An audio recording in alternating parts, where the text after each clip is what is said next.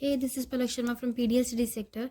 आज हम इस वीडियो में कवर करेंगे जीएसटी के कुछ बेनिफिट्स और कुछ डिसएडवांटेजेस।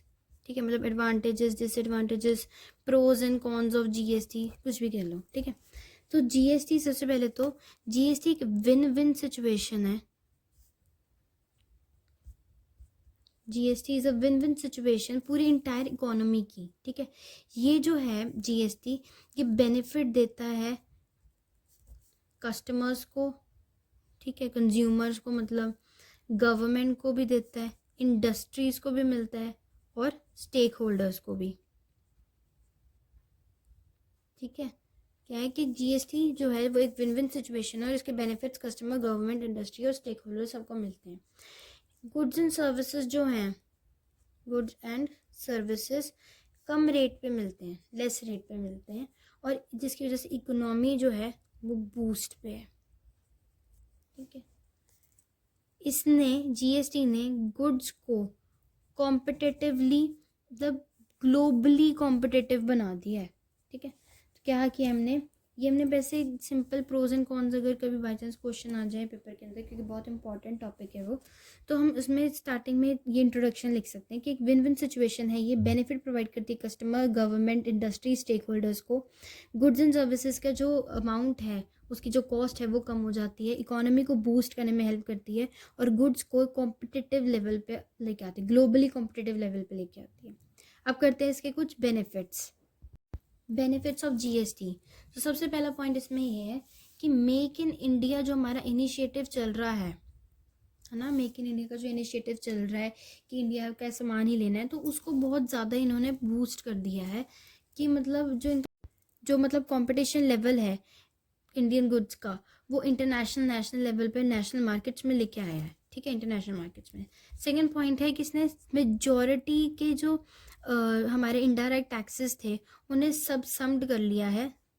ठीक है, सब सम कर लिया है मेजॉरिटी ऑफ इनडायरेक्ट टैक्सेस, जिसकी वजह से ना मल्टीप्लिसिटी जो थी ना टैक्सेस की, वो ख़त्म हो गई है। बहुत ज़्यादा टैक्सेस आ गए थे, बहुत ज़्यादा टैक्सेस आ गए थे, डबल टैक्सेशन होने लग गया था, जिससे कि हमारा बिजनेस जो था वो बहुत कॉम्प्लेक्स सा हो गया था। बट जब से जीएसटी आया तो हमारा सब सम्ड हो गए सारे के सारे हमारे इनडायरेक्ट टैक्सेस, जिसकी वजह से अब हमारा जो बिजनेस है वो स्मूथली और ईजीली चल रहा है। ठीक है, नेक्स्ट है हमारा कि हमारा एक ही रेट है, टैक्स रेट जो है वो बस वही 3-4 जो हमारे थे, 5, 12, 18, 28 यही हैं। ठीक है, जिसकी वजह से इजी रहता है।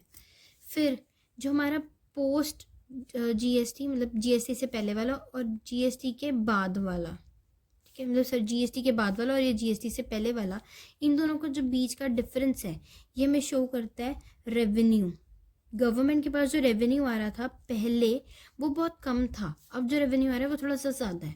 ठीक है, उसके बाद है कि इसने ना बहुत ज़्यादा सारे इनडायरेक्ट टैक्सेस को अपने अंदर सबसम कर लिया है, जिसकी वजह से जो क्रेडिट है वो फ्रीली फ्लो कर रहा है। तो नेक्स्ट पॉइंट है फ्री फ्लो ऑफ क्रेडिट, ये नहीं है, free flow of credit. Next हमने करा था डेस्टिनेशन प्रिंसिपल पढ़ा था हमने, तो it is based on destination या कंजम्पशन बेस्ड है GST. GST is consumption based या जीएसटी इज़ डेस्टिनेशन बेस्ड। फिर है हमारा जीएसटी का एक कॉमन पोर्टल है। ठीक है, www.gst जो gst.gov.in। फिर है कि जो हमारा आईजीएसटी है ना वो सीजीएसटी प्लस एसजीएसटी के इक्वल होता है। ठीक है, GST is equal to CGST plus SGST. जो हमारा जीएसटी है उसके आने की वजह से ना हमारे जितने भी मेजॉरिटी, मतलब बहुत सारे इनडायरेक्ट टैक्सेस थे, मल्टीपल रिकॉर्ड्स हमारे बनाने पड़ते थे, बुक्स, मतलब बहुत ज़्यादा अकाउंट ऑफ बुक्स बनाने, एक की अलग दूसरे की अलग रिकॉर्ड बनाने, तो इसमें जैसे हम इधर आए तो हमें कम रिकॉर्ड्स करने पड़ते हैं। ठीक है, कॉम्प्लेक्स नहीं है ये, नॉट कॉम्प्लेक्स, ईजी है। फिर बिजनेस को क्या क्या बेनिफिट्स देता है ये, जैसे कि रेट की यूनिफॉर्मिटी होना। ठीक है, नेक्स्ट एक कास्केडिंग इफेक्ट को ख़त्म कर देता है, कास्केडिंग के इफेक्ट हटा दिया है। कंप्लाइंस कॉस्ट जो है वो बहुत कम है, क्योंकि हमारी बुक्स के लिए वगैरह सामान खरीदने की हमें ज़रूरत ही नहीं है। कंपटीशन जो है वो हमारा इंक्रीज़ हो गया। तो बिज़नेस को क्या क्या है, रेट कास्केडिंग इफेक्ट नहीं देता, कॉम्प्लेक्स कॉस्ट जो है वो कम हो गई है और कंपटीशन इंक्रीज़ हो गया है। ठीक है, ये बिज़नेस को बेनिफिट्स दिए हैं। अब कंज्यूमर को क्या क्या बेनिफिट्स दिए हैं इसने। कंज्यूमर को बेनिफिट दिया है कि हमें एक सिंगल ही बस टैक्स पे करने की ज़रूरत है, साथ ही साथ ये ट्रांसपेरेंट है। ठीक है, हमें सब कुछ पता लग जाता है और हमें एक बहुत बड़े बर्डन से, कि मतलब हमें एक इतने सारे टैक्सेस पे करने की जगह सिर्फ एक ही टैक्स पे करना है, तो हम बहुत बड़े बर्डन से भी हट रहे हैं। ठीक है, उसके बाद लास्ट पॉइंट है कि गवर्नमेंट को कैसे हेल्प कर रहा है। तो सबसे पहले है कि इजी एडमिनिस्ट्रेशन। हमें पहले क्या था कि हमें हर एक के लिए अलग अलग एडमिनिस्ट्रेशन खोलनी पड़ रही थी, तो अब इसमें सिर्फ एक ही है, तो फिर इजी एडमिनिस्ट्रेशन है। टैक्स इवेजन नहीं हो सकता क्योंकि ट्रांसपेरेंट है। ठीक है, और बहुत ज़्यादा रेवेन्यू आ रहा है, हाई रेवेन्यू मिल रहा है इन्हें, गवर्नमेंट को। तो हमने कर लिए 12 बेनिफिट्स। सबसे पहले बेनिफिट हमने किया था मेक इन इंडिया कैंपेन को बूस्ट करता है। सम कर लिया उसने, मल्टीप्लिसिटी कम होगी है। टैक्स रेट्स हैं जो हमारे एक ही रहते हैं। पोस्ट और प्री जीएसटी के बीच में रेवेन्यू ऑफ गवर्नमेंट जो है वो बहुत ज़्यादा डिफरेंस दिखा है। फ्री फ्लो ऑफ क्रेडिट क्योंकि सम हो गए थे। डेस्टिनेशन और कंजम्पशन बेस्ड है। कॉमन पोर्टल है। IGST is equal to CGST plus SGST, not complex. Business को क्या बेनिफिट है, रेट कास्केडिंग इफेक्ट हट गया, कॉम्प्लाइंस कम होगी, कॉम्पिटिशन इंक्रीज हो गया। उसके बाद जो बेनिफिट्स हैं वो हैं कंज्यूमर को कि सिंगल पे करना है, में ट्रांसपेरेंट है, बर्डन कम हो गया। गवर्नमेंट को है इजी एडमिनिस्ट्रेशन, टैक्स इवेजन और हाई रेवेन्यू। तो हमने कर लिए बेनिफिट्स। अब हम करते हैं इसके डिसएडवांटेजेस या कॉन्स। जीएसटी के डिसएडवांटेजेस। जीएसटी के डिसएडवांटेजेस सबसे पहले हो रहे हैं स्मॉल बिजनेसमैन को। ठीक है, स्मॉल बिजनेसेस को क्या हो रहा है कि पहले तो अवेयरनेस नहीं है हमें बिल्कुल भी। ठीक है, उन लोगों को कंप्लायंस कॉस्ट उनके लिए ज़्यादा हो रही है, बर्डन ज़्यादा उनके लिए कंप्लायंस कॉस्ट का। उसके बाद है नेक्स्ट डिसएडवांटेज है एक्सपोर्टर्स को। एक्सपोर्टर्स को क्या है कि वर्किंग कैपिटल उनको ज़्यादा चाहिए होता है और फिर जीएसटी की वजह से नहीं मिल पाता है।